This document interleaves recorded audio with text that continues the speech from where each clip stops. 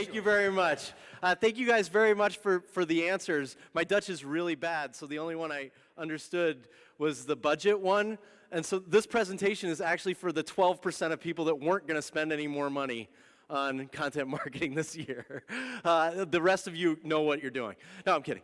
We are going to talk about inspired, how brilliant brands create a sudden urge to act. And I'm going to spend the next 45 minutes working on this with you.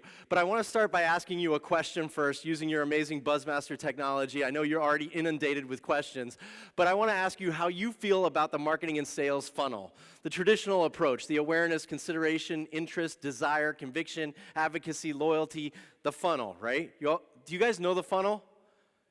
Okay, good. I was a little worried there. So you can answer the question on your Buzzmaster right now. It guides everything I do. I use it only occasionally. I understand it, but I never use it. I don't get it. That's okay if you don't get it. Or what the heck is the funnel? Those are almost the same. But maybe you have a funnel and you don't use it. So let's take a look at how it's, okay, I use it only occasionally seems to be the winner. Very much the winner. I don't get it, 4%. Thank you for being honest. What the heck is the funnel? Oh, good. 15%, 17% don't know. That's great.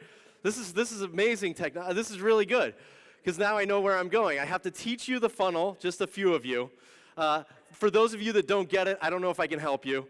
I understand it but never use it. That's perfect for what I'm going to talk about. If you use it only occasionally, that's great. We're going to shift the thinking today. And if it guides everything you do, I'm here to challenge you on the assumption that the funnel is actually the right piece of technology. So let's talk about the funnel in general.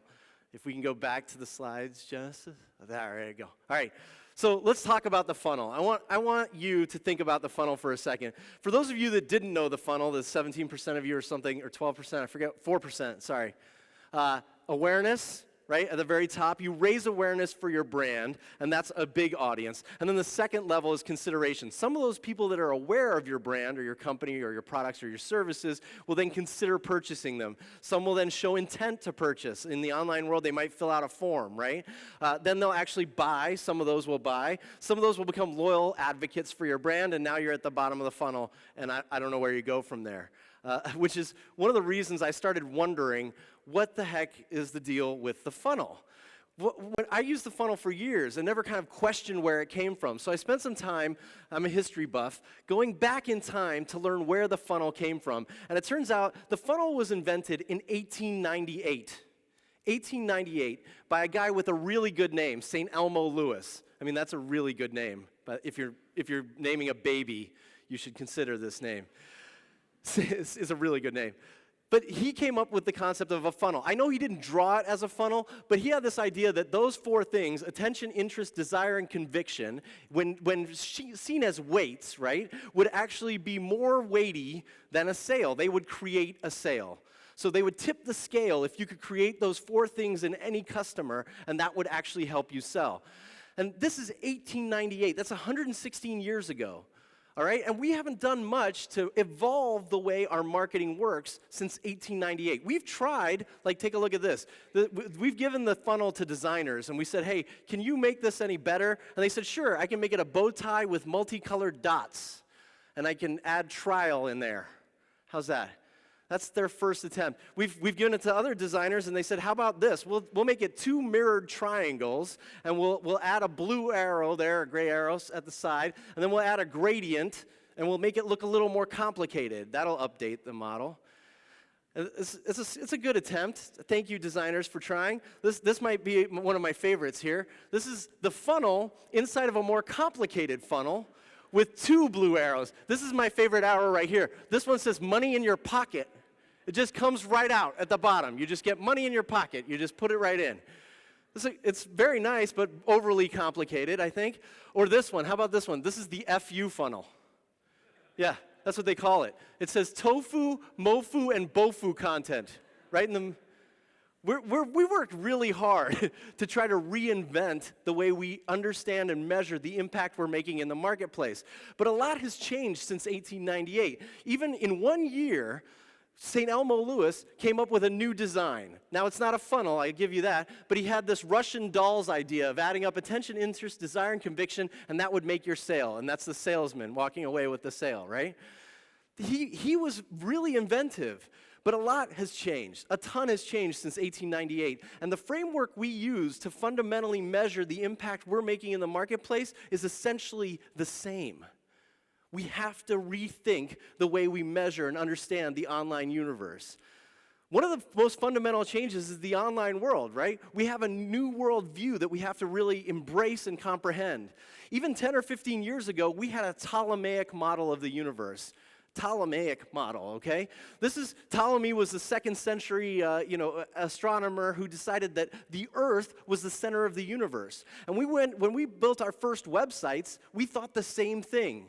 We said, oh, our website's the center of the universe. People will just come here and they're going to clickety-click-click and they'll buy stuff and they'll fill out lead gen forms, clickety-click, and then we'll sign them up for stuff and then they'll buy. That's what we thought.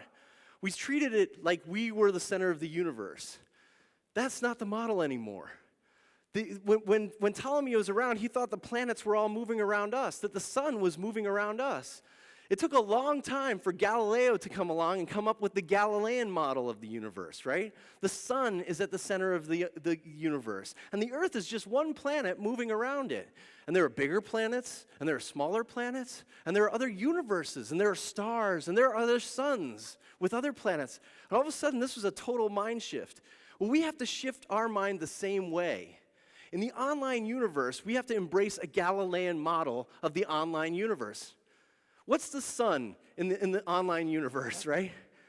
It's the big G. It's the Google, the Googs, right?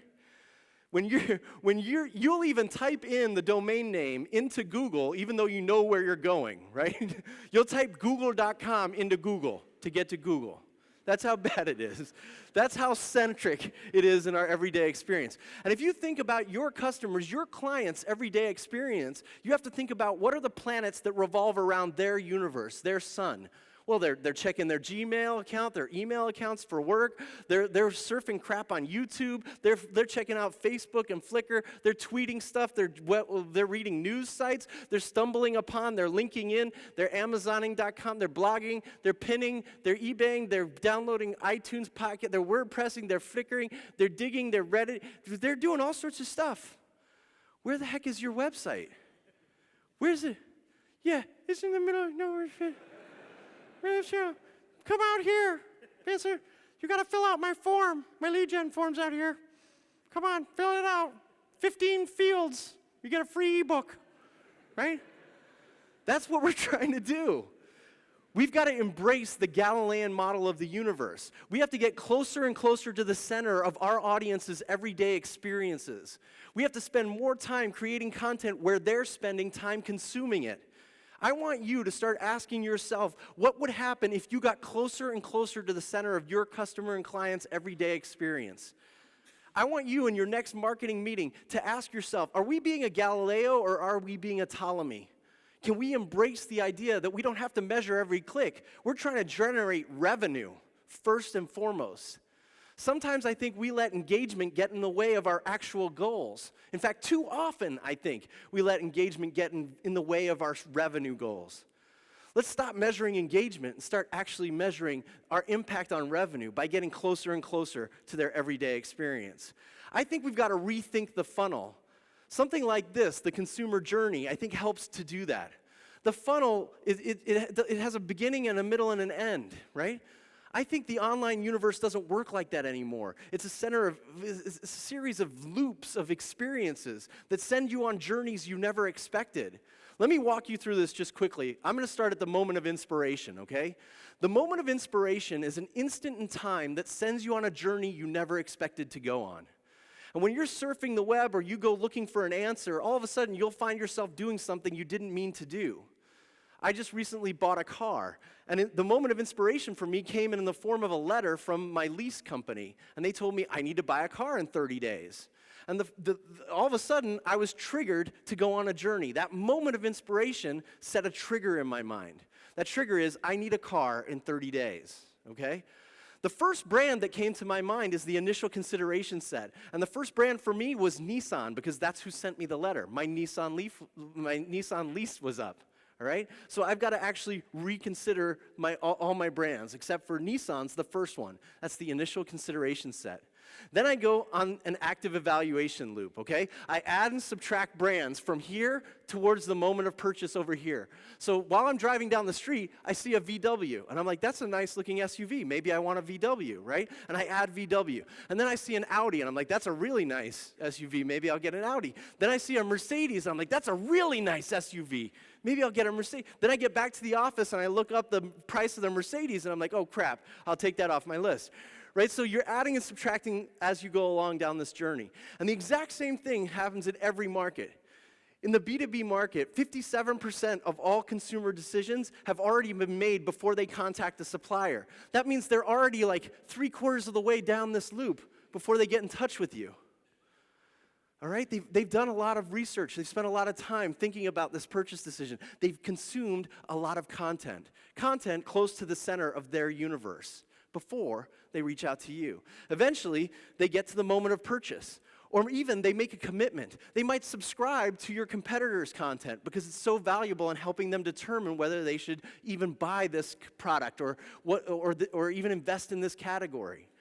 That moment of purchase or that commitment introduces an opportunity that I don't think enough people actually take advantage of. It's the loyalty loop.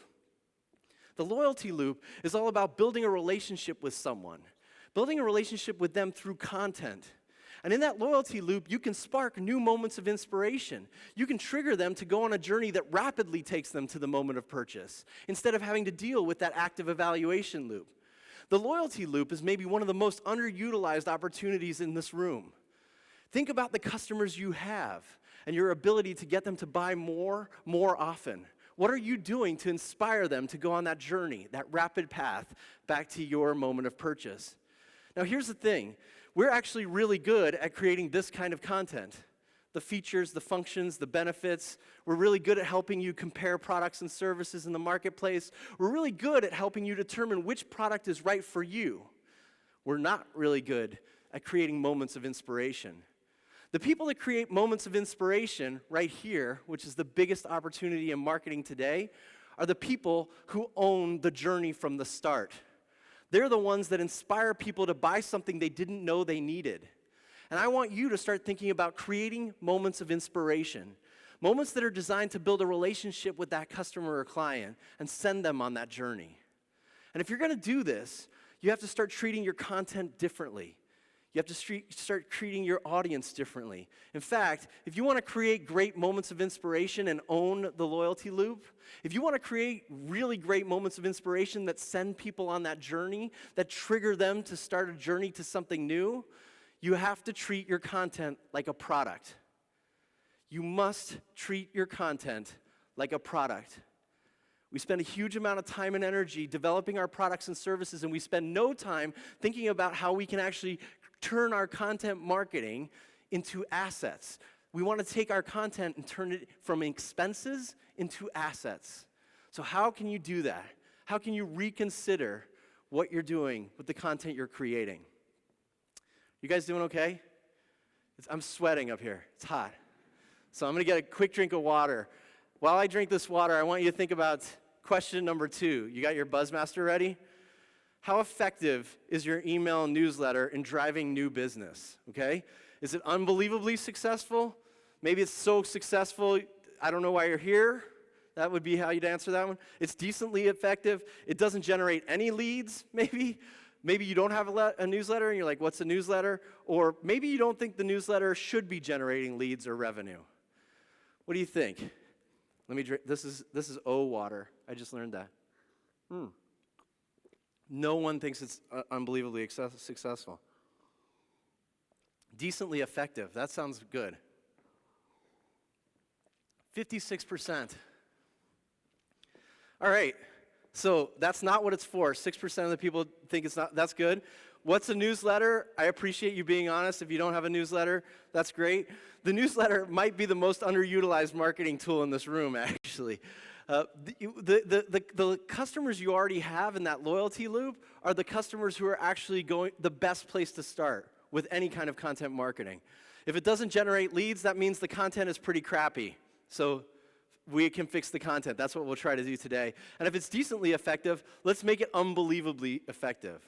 Let's start with the loyalty loop. Let's start with the customers you already own to determine what kind of content will drive new customers.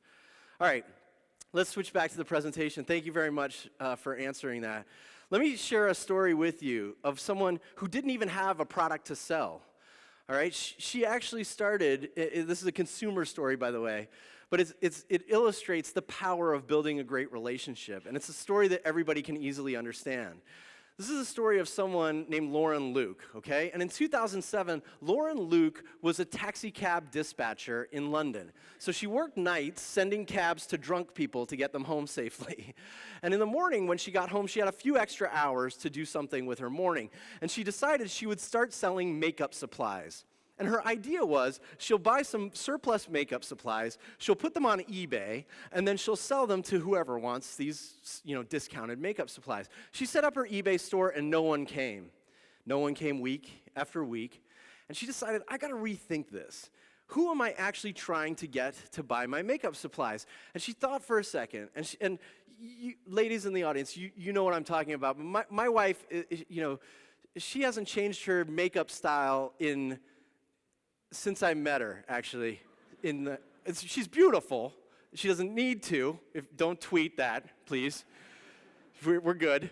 But when you're 40, you don't change your makeup style very often. She's not 40. That was bad. That was another mistake. She's still 39. But when you're 39, you don't change your makeup style very often, right? But when you're 14 or 15 or 16 years old, you're very impressionable and you will change your makeup style more often than you will when you're 40. So Lauren Luke realized this, and she said, I'm going to target 14 to 18-year-old females, and I'm going to see if I can help inspire them, create a moment of inspiration that will send them on a journey to buy some new makeup supplies. And what she did was she went to YouTube. She went to YouTube and made a commitment to her audience. She was going to create a piece of content every Thursday, and she called it Lauren Luke's Looks. Lauren Luke's Looks, okay? And this was going to be a celebrity-inspired makeup tutorial. And she uploaded her first makeup tutorial, and people started watching. And I'm going to show you just a quick example of what these look like. This one is for the Britney Spears Toxic video look. Do you guys remember that video? Guys are like, no, I don't know what you're talking about. But it was a very good video. But she demonstrates how to mimic the Britney Spears toxic makeup. So let's take a look quickly. Hi everyone, I'm going to do a Britney Spears toxic look, the one where she's got the red hair, and I've been getting a load of requests for this one, so we're going to get this one done. First of all, I prime the eyelid with a little bit of lemonade by Benefit. All right, it's 10 minutes long, right? Like, you get it. She's not a supermodel. This isn't like unbelievably high-quality produced stuff, but it's really good content. Lauren Luke's Looks is the content brand she created. She created a product, and she delivered on it every single Thursday. And within 6 months, she had about 500,000 subscribers on YouTube. All right? She's in the UK, and she has 469,000 or 79,000 in this screenshot that's taken from the very early days when she first started her YouTube channel.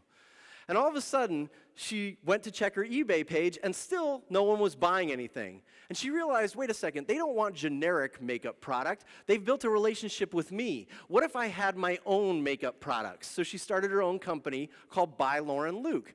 And she put a brand on the surplus makeup supplies she had bought and started selling them for a premium in her own little online shop.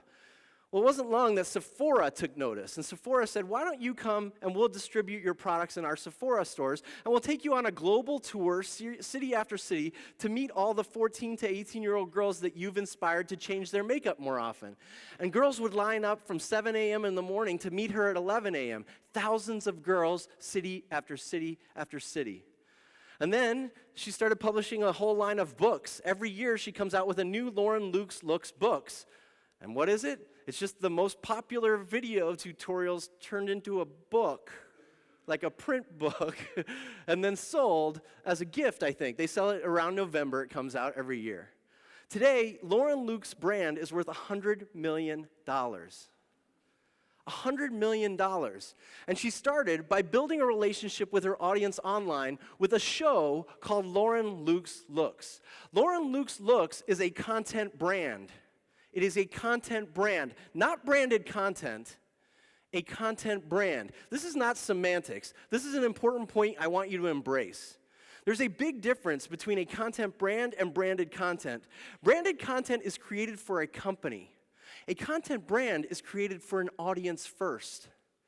I want you to embrace the idea that when you focus on the audience, the very specific audience you want, and the content they need, you can inspire them to go on a journey they never expected. I want you to think about building a content brand. She treated that show like an asset, not an expense, but an investment in the brand. Lauren Luke's looks is worth something. Those books sell. People could buy those books. You could license Lauren Luke's brand. She's been in video games from Nintendo. They've licensed her brand. That's the power of creating a content brand, not branded content. And you need to create this kind of content to harness the power of a subscription. Because in today's online world, we live in an opt-in world. All of those logos, whether it's fanning or following or friending, you're actually just subscribing to the content. You're making a commitment to consume the content on a regular basis if it provides value to you. And on YouTube, it's actually a subscribe button, thank goodness, right? That's a subscription.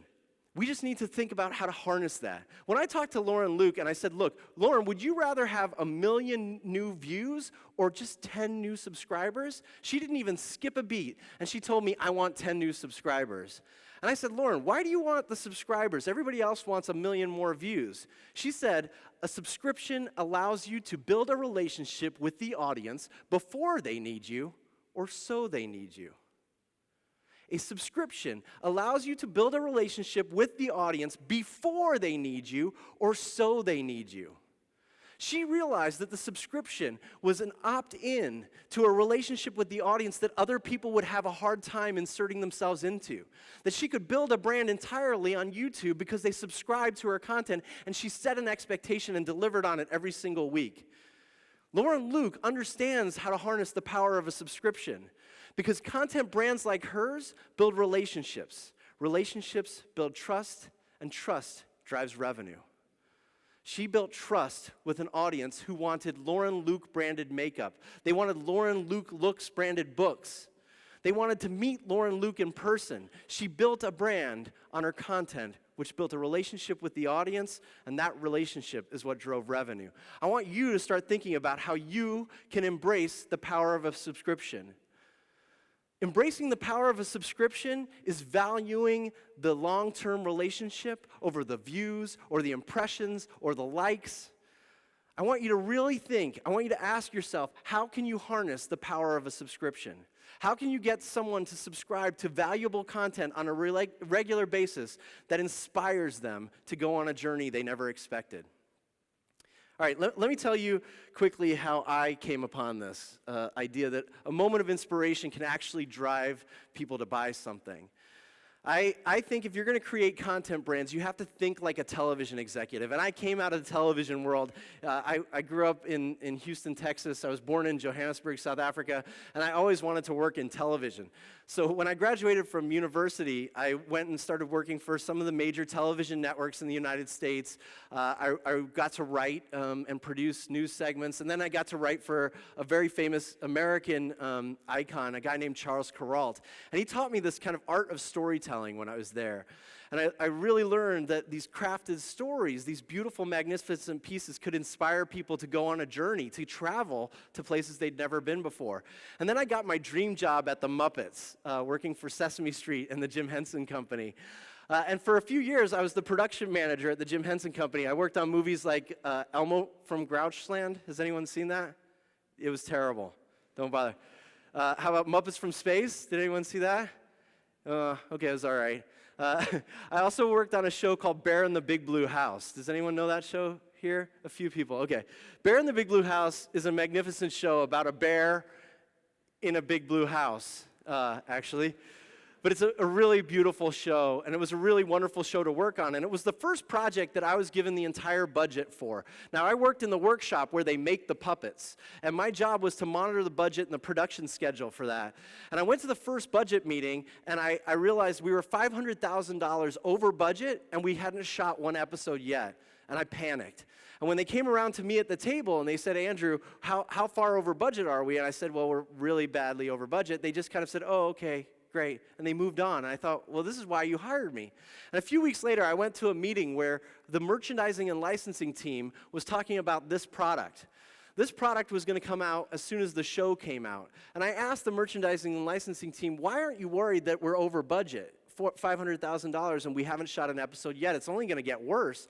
And they said, look, you can't compromise the quality of the content, otherwise we can't sell stuff like this.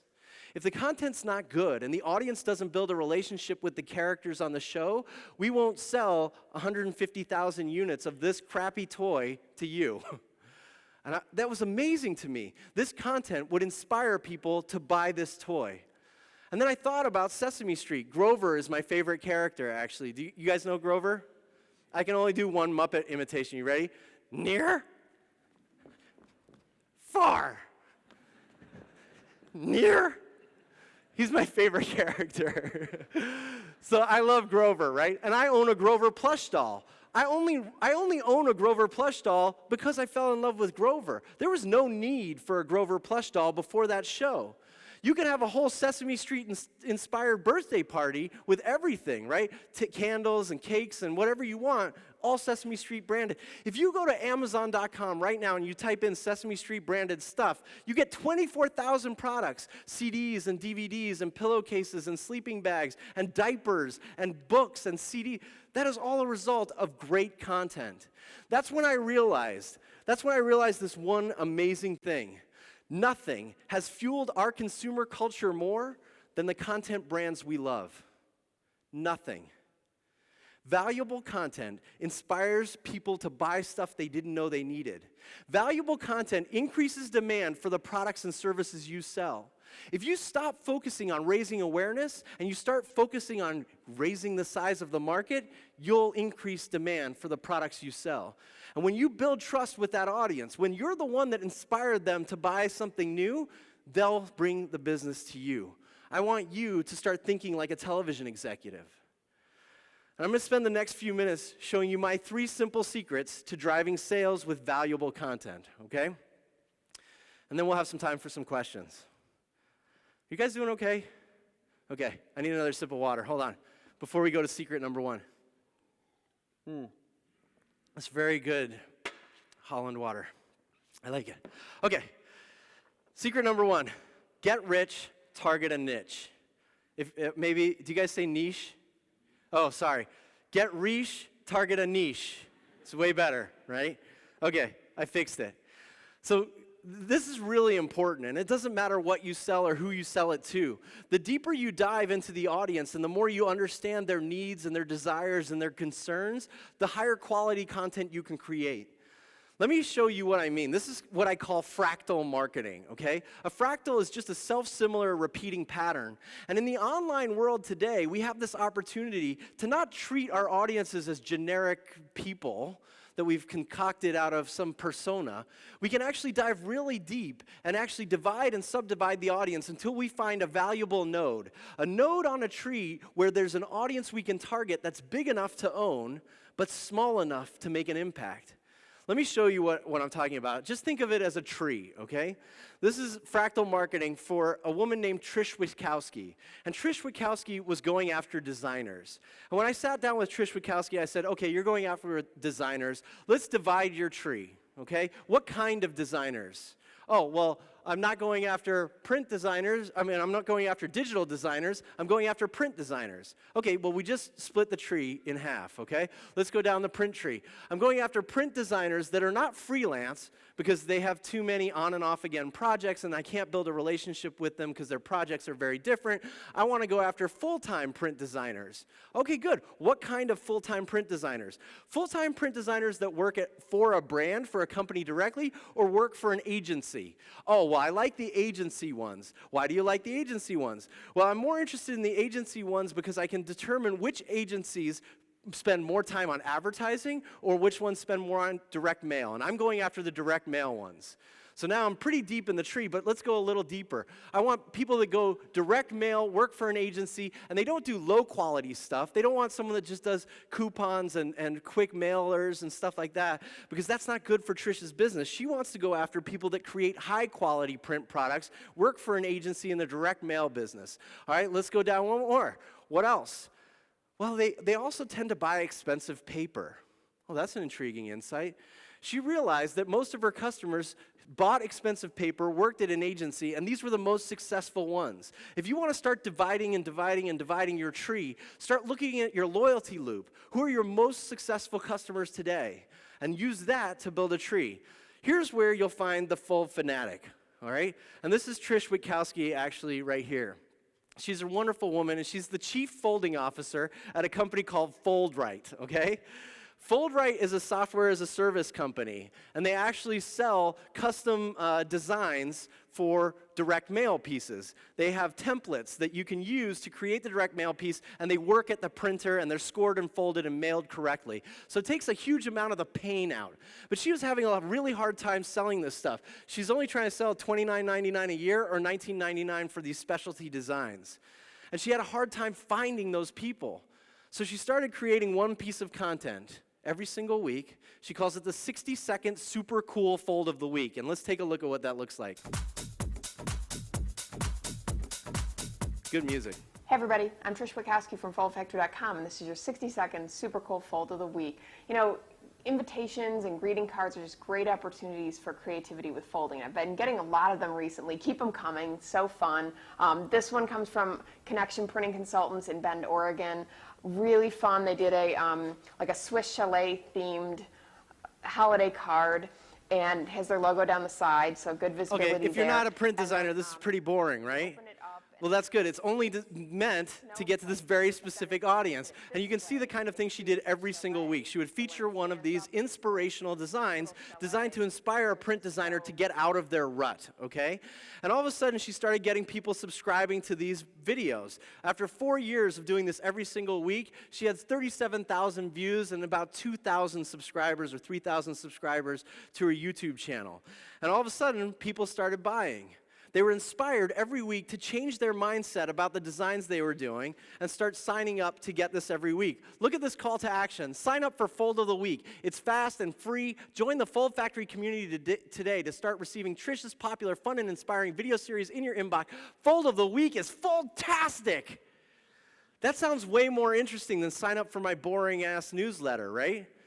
That's what she's trying to do. She's got a specific content brand that she's inviting you into. And that's what drove her business. It's funny because if you notice, she was wearing a funny t-shirt. It not only started increasing her business, but it started people asking for the t-shirts she wore. Every week she wears a different t-shirt. So she started having to sell these online. She just set up an easy store where she puts in the quote, and people bought these things for $30 each. This wasn't intended. But more importantly, it drove her business. She has an entirely new line of business. She's a speaker, a spokesperson. She speaks globally for print brands. She has a partnership with the United States Postal Service to also distribute that content brand. In the last 3 years, she's driven $500,000 in new software sales, and that's $269 per subscriber. That's how she measures her success. How many of my subscribers turn into clients and customers? That's the value of her content brand. 60-second super cool fold of the week is worth $500,000. It's not just a marketing expense, it's an asset. I want you to think about going deep, finding those high-quality, exclusive, direct mail agency working full-time print designers. That's where you find that. I want you to explore your niches. Find a node and commit to that audience. What if you stopped trying to be everything to everyone and just started to be something to someone? I want you to ask yourself, who's your fold fanatic, right? How can you embrace the idea of going that deep to find those people that will inspire other people to buy? Those are the people, they're called prosumers. They're the ones that consume the content and share it with others, and they inspire others to go on the same journey they went on. Secret number 2, you need to exploit content holes. Now, I learned about content holes in 1993 in Columbia, South Carolina. And this was when the cable television explosion was happening, all right? There were new cable television stations coming out every week, it seemed like. And this new television station was debuting in Columbia, South Carolina. And the guy in charge of this debut was a guy named Dale Ordine.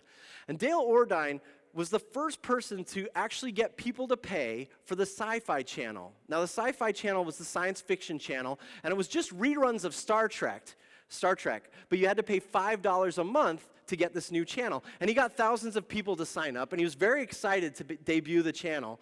And so all of a sudden, he went to switch it live, and the government called. And they said, Dale, I'm really, really sorry. We have a problem. You don't have enough bandwidth to put this live. We're going to have to delay the launch. And he panicked. He's like, oh my gosh, what am I supposed to do? So he rolled a camera into his office and pointed it at a fish tank.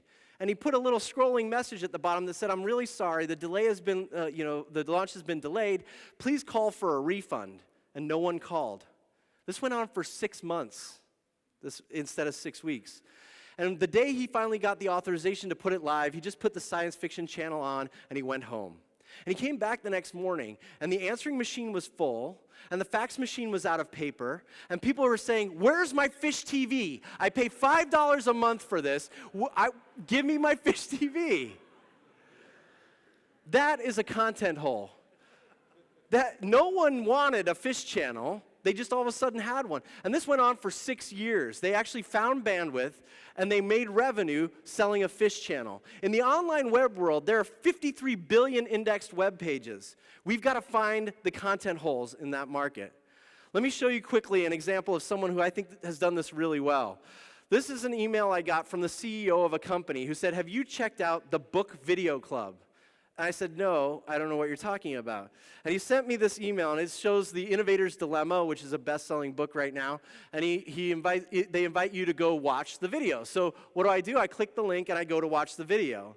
And the video is basically just one of those The Innovator's Dilemma videos by Harvard Business School professor It's just Clayton an explainer Christensen. video that explains the key concepts in the book in about 5 minutes. And I'm getting their really industries, excited about fail this in because I face love of business disruptive books, and I'm thinking, yeah, I would like to subscribe to this. And I look down the page, and it says, yeah, you want these free weekly things? Hit this link. I hit this link, and it takes me to this great landing page that says key insights from the best business books in a unique format. How does it work? It gives me 5 reasons to subscribe. It says it should cost $100, but we'll give it to you for free. I'm like, wow, this is valuable content. I'll certainly sign up. And I scroll all the way down the page, and it says, who's behind this? That's interesting. It happens to be a company called Board Studios. I sign up, and then I click the link, and this is Board Studios. Board Studios is a B2B video production company, and they wanted CEOs to watch these videos and say, I want a video like that. So they want CEOs who want to read all the business books to watch these videos every week and eventually say, I want a video like that. Has it worked? Yes. Board Studios is driving real revenue. They've only been doing this for 4 weeks. They have less than 1,000 subscribers, about 900, and they've driven $112,000 in new business in 4 weeks from subscribers to this concept. That is a return on investment of $112 per subscriber. I want you to start looking for content holes. Content opportunities exist in even the most crowded markets. What if you exploited a content hole in your market? What is your fish TV? I have one last quick, simple secret, and I'm going to give it to you rapidly because I'm running out of time. But secret number 3 is make an appointment with your audience. You'll notice that everyone has made an appointment with their audience. Friday at 7:58 a.m., I get an email from the same brand every week, and I look forward to it. And it happens to be a media company called Say Media. It's an American media company with a bunch of online magazines, and they call them magazines, by the way. Like Exojane and Exovane. It's a little weird content, but it's for consumer marketers. They're trying to get consumer brands from big Fortune 500 companies to start advertising on their channel. So they wanted to create strategic insight that CMOs would like. And so a CMO emailed me and said, hey, check out these ideas, these Venn diagrams that they send every week. This is their blog. And he links me to this picture. If content is king, who's their heir? And there's this weird Venn diagram, emotion, content, context, distribution, and content wins. And I read the article, and I love it. I really enjoy the article. And then I look at a couple other articles they've created, and they all have this Venn diagram. and they call it Venn Friday. Sometimes it's this kind of Venn diagram, but it's not a normal data-driven Venn diagram. It's not some conceptual thing. It's overlaid on an image, and every week they're inviting me to read the content. This is cool. I want more. So I go to sign up, and look at that. Friday is Venn Day. Get it every week. That's their call to action. They've created a content brand and defined a time, an appointment in my life where I can rely on getting that content every week. They've set an expectation, and do they deliver on it? Hell yeah, they deliver on it. 7:58 a.m. every Friday, I get this email and I see Venn Friday in the subject line. I will stop reading my other emails because I really enjoy this content. I've built a relationship with this content. I want you to just try to own some quality time in your clients' and customers' inbox. What if you ignored click-through rates? What if your goal was just a 0 opt-out rate and an ever-growing opt-in rate? What time in your audience's life can you own? I want you to set an appointment with your audience. All right, I'm going to wrap up in 2 seconds. You have been Drewed, and if you want more insight or you want to keep inspired over the next 6 weeks, I will send you 6 weeks of inspirational videos over lunch. That's my appointment I will make with you. And you'll get it in your time zone at lunchtime. So feel free to do that. But I really want you to start thinking about creating content as a brand.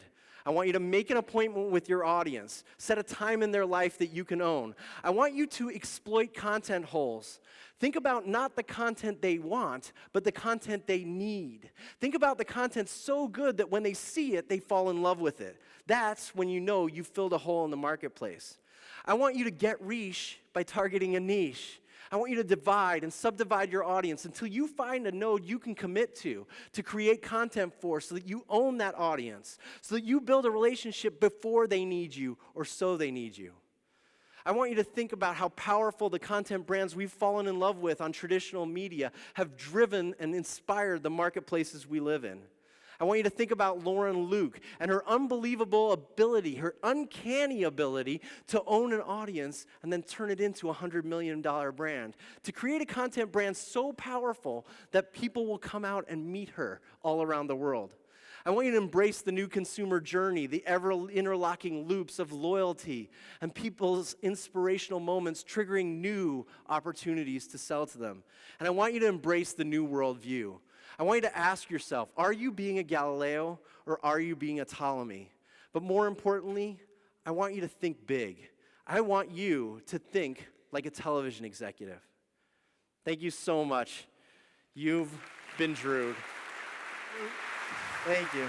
Andrew Davis.